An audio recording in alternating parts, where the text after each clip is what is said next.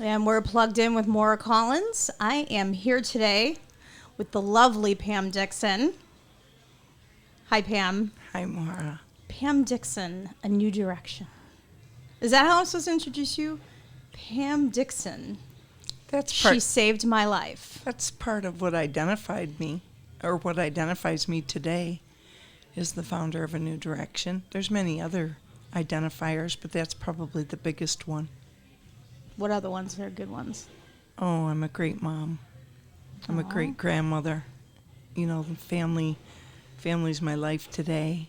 I'm a good friend. I have a sponsor, so I'm a pretty good sponsee most of the time. And I'm a good employer, I believe. I'm a good teacher, because that's what I do, even though I'm not in a classroom anymore. I still love to teach. Was that your first job out of college? Was teaching? Well, when I graduated from college with my degree in education, there were approximately 2,000 applicants per district. Whoa. Yeah. That's a lot. It was the field was flooded.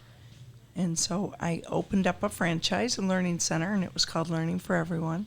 I bought into a franchise, and I taught people how to learn. I taught people how to study, from the young ages, school ages, to adults that may have needed to learn how to study to gain their CDL license. That's just my gift, is to teach. And you're a businesswoman.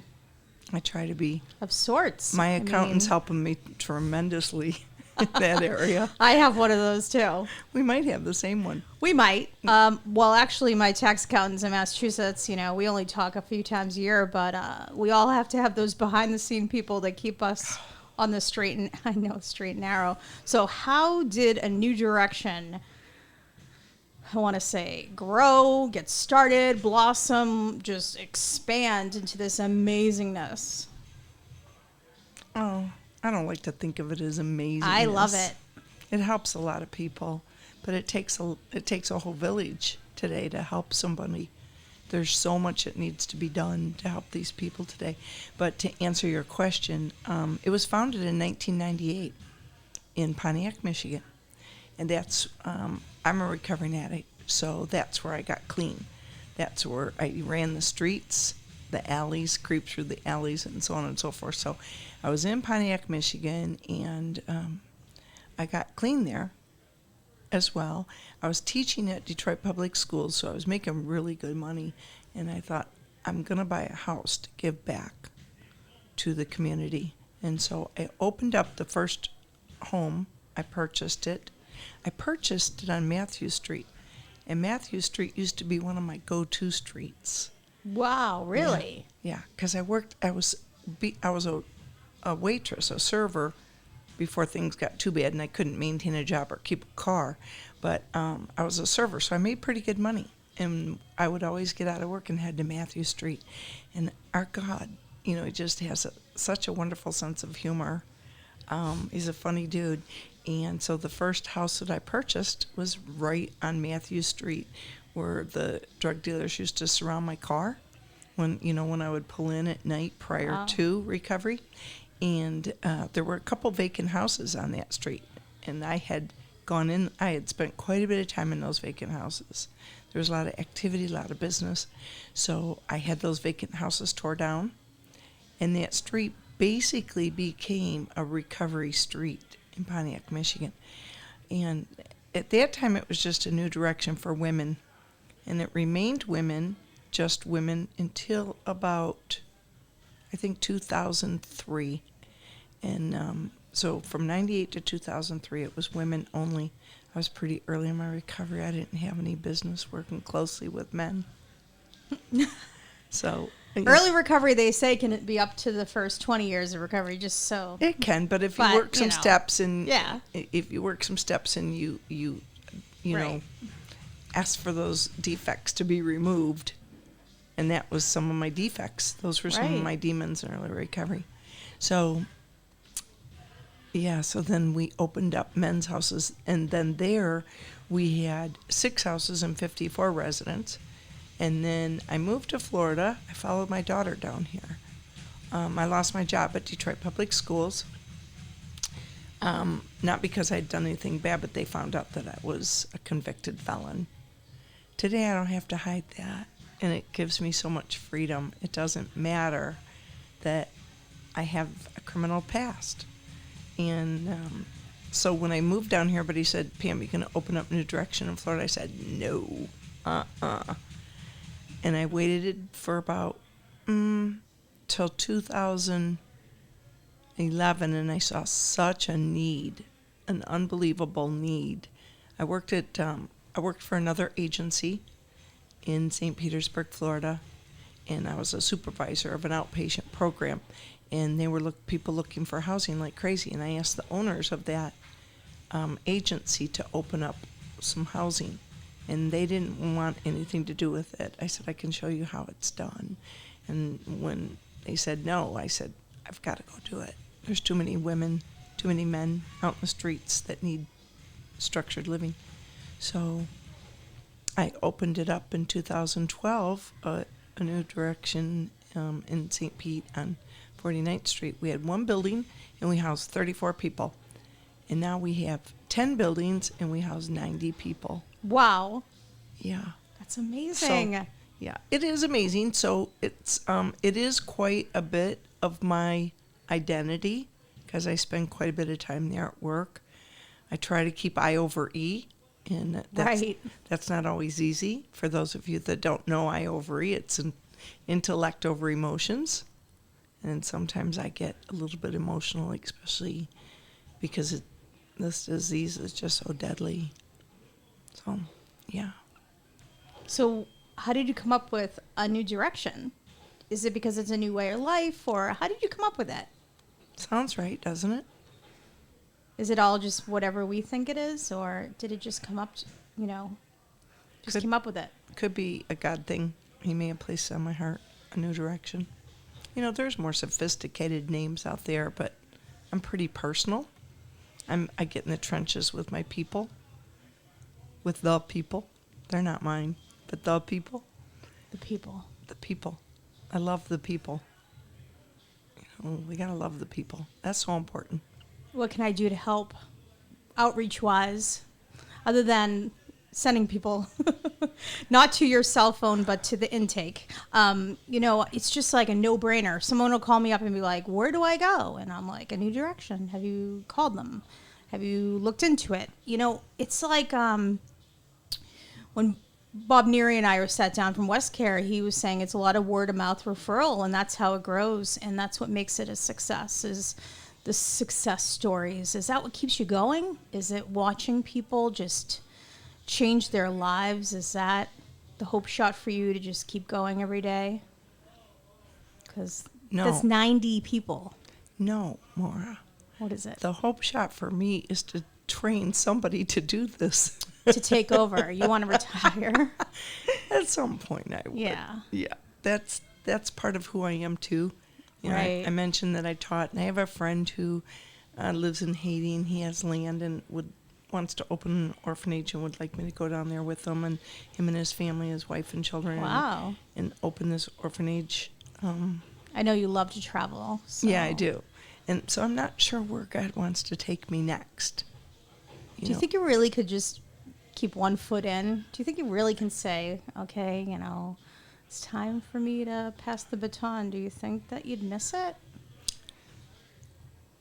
Maybe. I don't know, because I think whatever was my next plan would keep my life fulfilled. And God will use me in other ways to help other people. I went to Haiti, and it was so funny because a couple of the guys that were staying at the hotel with me went to the streets with me, and I said, come on, I want to go out and give the children some money. And, the American dollar to Haitian money there's a big difference. So right. Before I knew it, I was swarmed, literally swarmed. And not just with children, but children, and not children that I'd given money to, but children that were coming back to get more, and their parents and their families. And I ended up giving out like $40, but it was so huge to so many of those people. My goal is to just make a difference wherever I go and whatever I do. My daughter, I have two beautiful daughters, And my one daughter, Lindsay, she's my oldest. She's 35. And she was working for me, and she was ready to step into Mama's shoes. And then she got very sick, very, very ill. She had, and a lot of people know about it because I had prayers coming in from all over the world. I thought I was going to lose my daughter. Oh, wow. I'm so glad she's okay. Oh, thank God. She had back-to-back liver transplants. She received one liver. It didn't take. 5 days later, she got another one. And from the time that she received the first transplant, she didn't wake up for a couple of months. And she has 3 little people. So I was taking care. Wouldn't leave Tampa General Hospital. And then I was taking care of my 3 little people. And I thought my life was really going to be turned around then. And there's some impairments there because of the length of time I think she was down, some cognitive impairments. But so like I said, my role is real important as a mother and as a grandmother as well. But so my dream just kind of got put on hold for a little minute because she got sick and she wasn't able to take it over. Wow. So I'll just keep plugging away, praying for strength, courage, energy.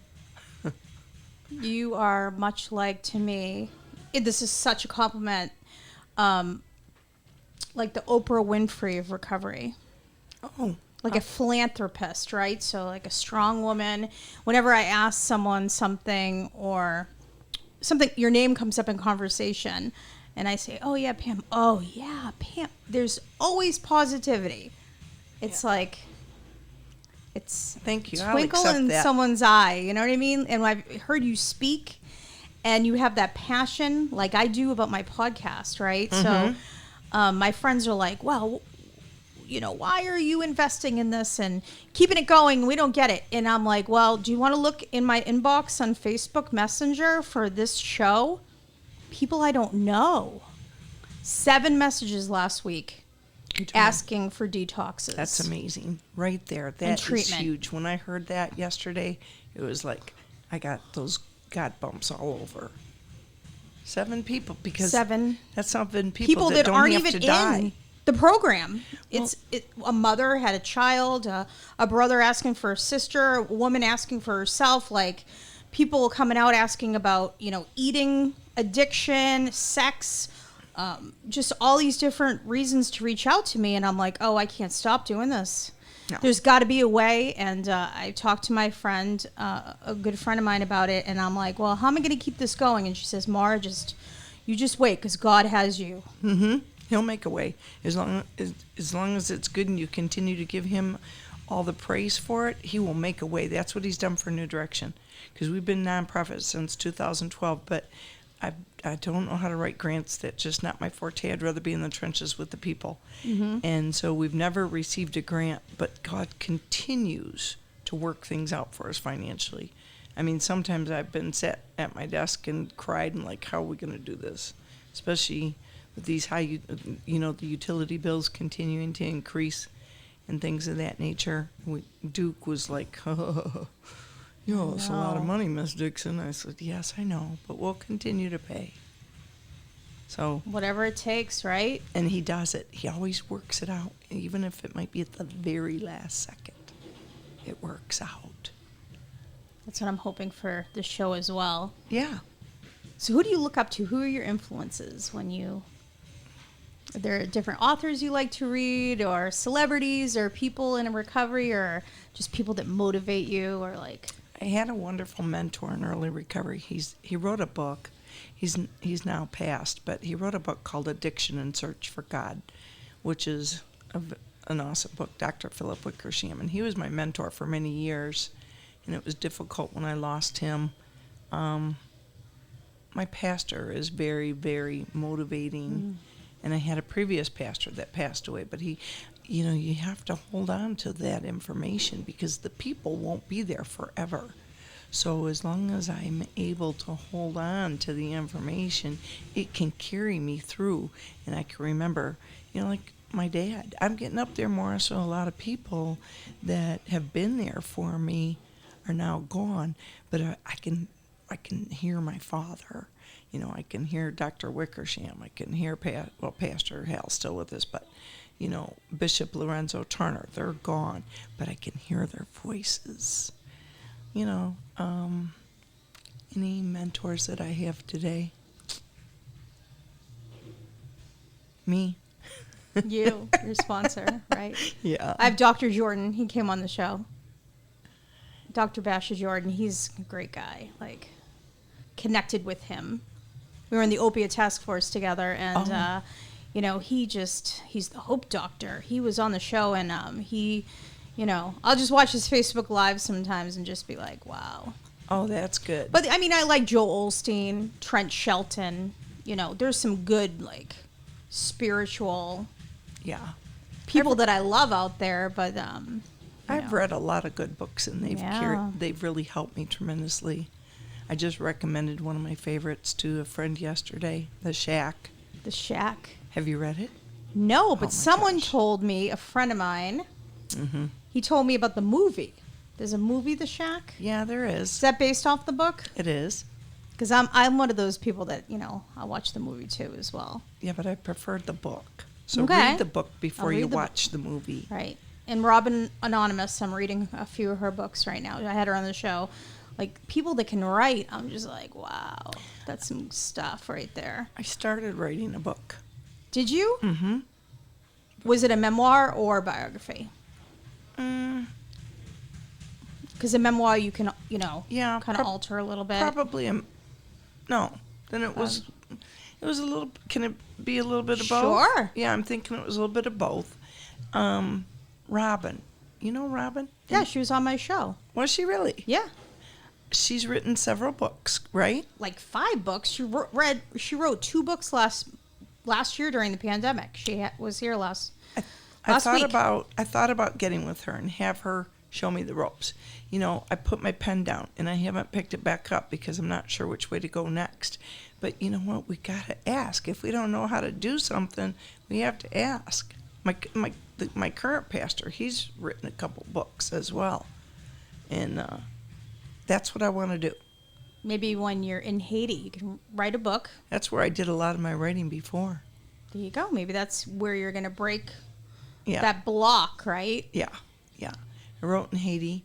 Okay. I wrote in the Dominican Republic. That's another favorite place of mine. I belong to like a missionary down there. Okay. Where they've got a lot of athletes that come in and play baseball here, and so they're huge. They're a huge sports country, and so we help raise money for the athletes, for the young people, make sure they get all their immunizations. Right. And I met a very good woman. She's just beautiful. She's the medical director at the hospital there in Boca de Yuma. Wow. And she became very involved in our missionary work. I would love to help with that. Me and my son. In church growing up, they did that. Oh, you're going in June. Well, I won't be going in June, but anything I can do to help a little bit, he would love that. Well, he's almost 13, And he said, Mama, I'm so glad you didn't put me up for adoption. I would be in an orphanage.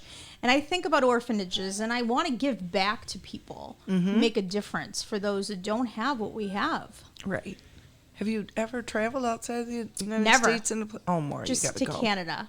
You got to go. That doesn't count, I guess. Well, yeah. Now you need a passport. You didn't have to back then when I went, but no, I've never traveled. I have to. I've got my passport now. I just renewed my passport again. That's awesome. But I've been all over. I like to go to the Bahamas a lot. Do you meditate? Oh, yeah. A lot? How could you not? I'm not very good, but Carrie Polero, who's a life coach, she was on the show. She helps with women, empowering women. She was talking to me about meditating, and I'm starting to meditate. Practice. I'm trying. I'm trying. Trying's dying. You're doing it. You're doing it because if you're just doing it, you're doing it. And with practice, you get better. I pray. Because you can still your mind. Is praying's huge. Praying's huge, but it's not meditating. It's a little different. No, it's different. Talking to God a couple times a day. They talk about it a lot in the book, The Shack. The meditation. So I should definitely read the book, The Shack, I guess. You're gonna love it. You're gonna love it. That's what everyone says to me. The Secret. Some movie, The Secret's supposed to be good. I don't know. Yeah, I don't have time for all of these things that I watch. Don't you wish there were more hours in the day? Much more. At night, I'm watching podcasts. I'm watching recovery stuff. I love it. I just love being able to use some of my media background in a different way. I think it's amazing. You have to be in here to know the feeling that I felt when I first put the headphones on and had the microphone going. It was like the only other time, the only other time since that moment that I've felt that epiphany was when I married Owen and we got married. And it was like when we were standing there and I felt that epiphany moment. Like it wasn't a spiritual like an aha moment. It wasn't like a spiritual awakening. This was like a moment of, I don't know what it was. It was very, like, you don't forget those moments. No. Well, you couldn't have done it at a better time. Think about it. How amazing is this? And I was laughing a minute. The good endorphins come out when I'm here. Oh yeah, I can see it in your face. You're glowing. It's my thing. I love it. Do you remember when the first time when you first came out with it, I said, I hate to sound stupid, but what is a podcast? And now it's all over the internet.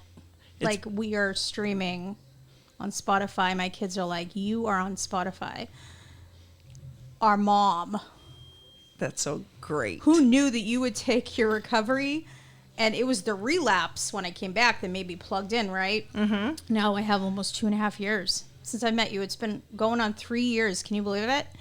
And now I'm doing something with all 13 years of being in the program. Like I'm helping people stay plugged in outside of... Because, I mean, going to meetings is great. Not everybody wants to be there, but it's the stuff you do outside. It's helping addicts. You do a lot outside. I see. I love it. You're the social coordinator out there. Sometimes. That's what I see. I do service, but now I'm taking a back seat to Well, not that, so much just service, but support. Just showing up and supporting is huge. Sponsoring, I try to help those in jail as well. Because those are the women that are, going to prison. And what are they going to do if they don't have support? Yeah.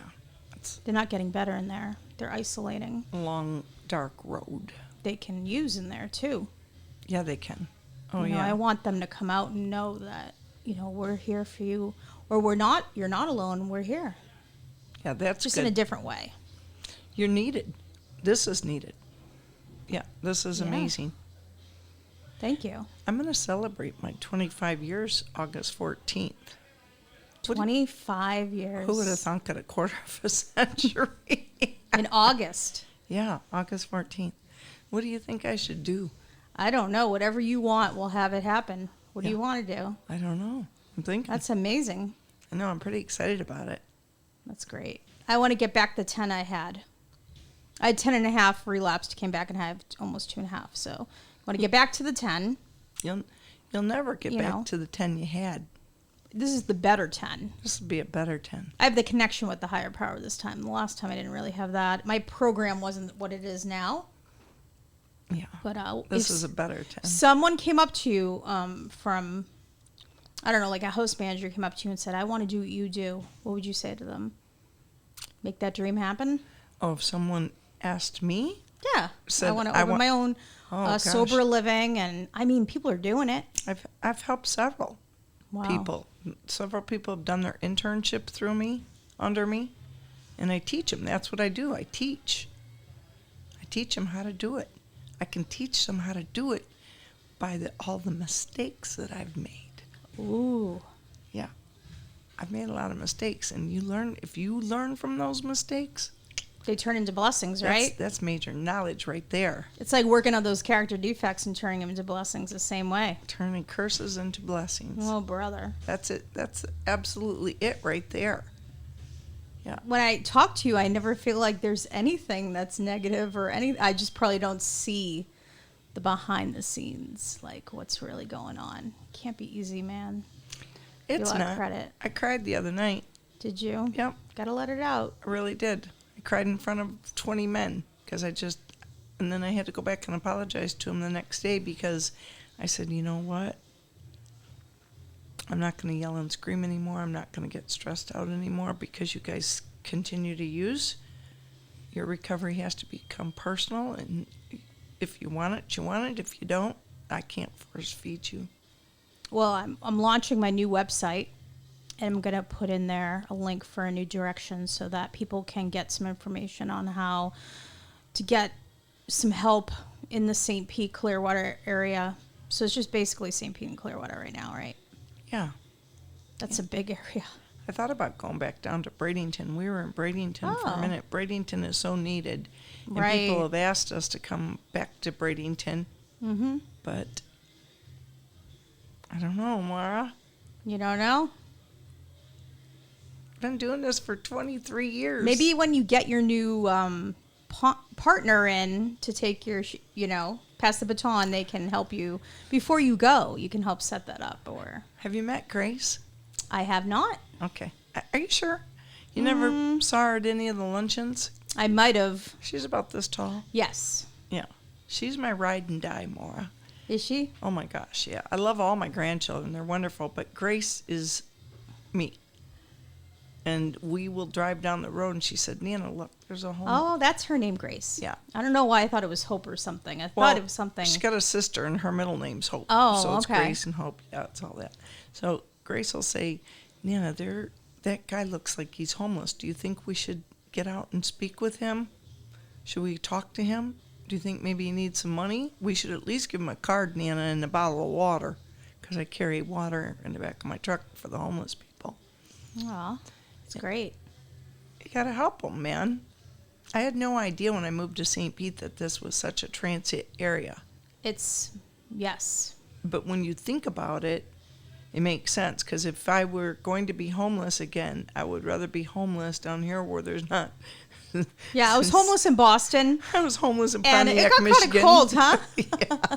6 feet of snow. Yeah, it makes sense. But, putting smiles on people's faces, it feels so good to make a difference. Yeah, Gracie and I'll get out and we'll sometimes pray for them. I've had a few people come to a new direction. They may not have come right then and there, but they showed up later and they said, I met this lady in the parking lot. She gave me a bottle of water and prayed with me. And she told me that I should call this number when I was ready. Wow, that's beautiful. Thank you for all you do. Thank you, Maura. And thank you for coming on the show today. It's been nice. It's been fun. It's been different. I get to see what a plugged in looks like. You're giving that hope shot to people out there, and I appreciate you so much. Thank you for coming on the show. Thank you, Maura.